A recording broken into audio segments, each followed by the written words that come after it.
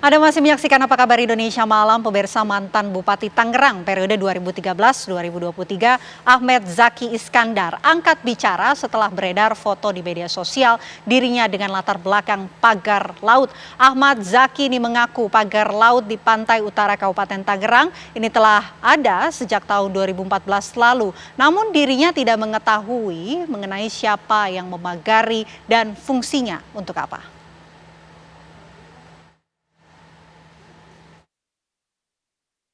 Tahun 2014, di mana waktu itu saya mengundang para rekan-rekan dan teman juga media, wartawan, juga ada beberapa NGO atau LSM untuk ikut dengan 3 speedboat kalau nggak salah waktu itu, mulai dari Dadap kita menyusuri pesisir pantai Kabupaten Tangerang sampai ke Kronjo dan kemudian singgah di Tanjung Kait di Mau, untuk diskusi dengan para perwakilan nelayan pada saat itu maupun perwakilan petani ya kalau nggak salah.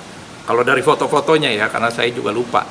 Nah, ternyata rekan wartawan yang mengirim foto tersebut mengingatkan saya ketika 2014 itu ternyata pagar-pagar itu sudah ada. Tapi kita tidak fokus kepada pagar itu. Ya. Di foto itu hanya menginformasikan saja sebetulnya teman wartawan yang mengirim foto-foto tersebut di 2014 menginformasikan kepada saya bahwa ternyata Bang, ketika kita jalan-jalan itu di pesisir pantai itu di belakang juga sudah banyak pagar-pagar bambu ya, dan diperkirakan kalau lihat dari fotonya sih antara Dadap sampai ke Teluk Naga, mungkin ke perbatasan Paku Haji. Ya, Pak Marcel, masih kita lanjutkan ya ternyata ya. Karena saya ingin dengar respon Anda berkaitan dengan apa yang dikatakan oleh mantan Bupati Tangerang, Pak Ahmed Zaki, yang mengatakan sudah ada sejak 2014 tapi dia tidak mengetahui begitu kalau ada pagar laut. Ya, makasih Mbak Vena. Tadi kalau saya amati pernyataan dari Pak Ahmad Zaki ya, beliau mengatakan bahwa dia nggak tahu siapa yang memasang dan yang paling utamanya adalah fungsinya buat apa. Karena bisa jadi fungsi antara pagar laut yang 2014 dengan yang sekarang ini sedikit berbeda. Kalau kita amati itu kerapatannya juga berbeda. Yang kedua, saya lihat itu seperti nelayan kerang hijau, Mbak. Mereka biasanya melakukan pemagaran seperti itu untuk budidaya kerang hijau mereka. Nah, ini sedikit banyak berbeda karena yang mereka lakukan pastinya terputus-putus, paling berapa puluh meter atau berapa ratus meter, habis itu putus, lalu mereka membuat kumpulan pagar seperti itu lagi, baru terputus lagi. Nah, itu tidak mengganggu alur pelayaran bagi para nelayan yang lainnya. Pasti mereka sudah ada diskusi-diskusi di internal mereka. Beda sekali dengan pagar laut yang kita perhatikan sekarang gitu, yang memanjang begitu luar biasa sehingga para nelayan pun komplain, kami mau lewat mana? Kami harus melaut dengan jarak yang jauh lebih jauh dan juga memakan waktu yang jauh lebih lama, sehingga konsumsi bahan bakar kami juga jauh lebih besar, sehingga ketika mereka harus pulang ke rumah atau pergi ke laut pun mereka juga membutuhkan waktu yang lebih lama. Itulah yang membuat mereka komplain sehingga sekarang akhirnya ramai seperti ini. Dan tadi juga Pak Agustan ya, pembicara yang pertama juga sudah menjelaskan bahwa itu bisa dilihat kok dengan foto satelit seberapa panjang mereka memasang pagar laut di tahun-tahun sebelumnya.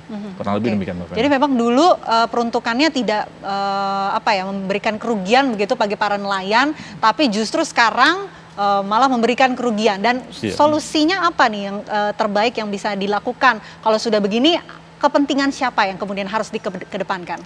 Saya dengan tegas mengatakan kepentingan publik, Mbak Vena.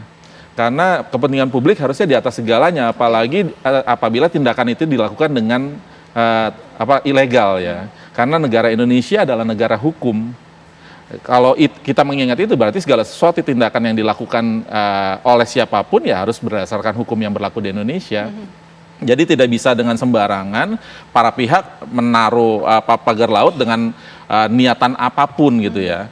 Baru nanti itu akan dijadikan contoh bagi pihak-pihak yang lain nih. untuk bisa melegalisasi keinginan saya mendapatkan ruang publik yang begitu besar ya untuk menjadi ruang private bagi perusahaan saya, maka saya pagar laut aja di kemudian hari. Kalau kita biarkan nih Mbak tindakan seperti itu kita biarkan berkembang di masyarakat.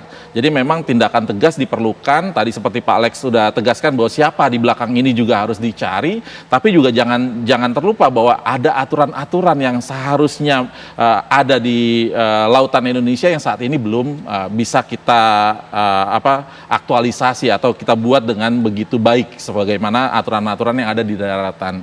Dan jangan pernah lupa bahwa Indonesia ini 2/3-nya adalah lautan, Mbak Vena. 2/3 wilayah kita adalah lautan, sehingga problematik seperti ini itu bisa jadi muncul di kemudian hari kalau misalnya kita tidak melakukan penegakan hukum. Penegakan hukum, tindakan yang tegas diperlukan agar tidak terjadi lagi hal seperti ini. Siap. Baik, kali ini terima kasih banyak Pak Marcel Mbak sudah hadir di studio TV Siap. One. Terima kasih atas diskusi yang luar biasa malam hari ini. Selamat malam, Pak Marcel. Siap.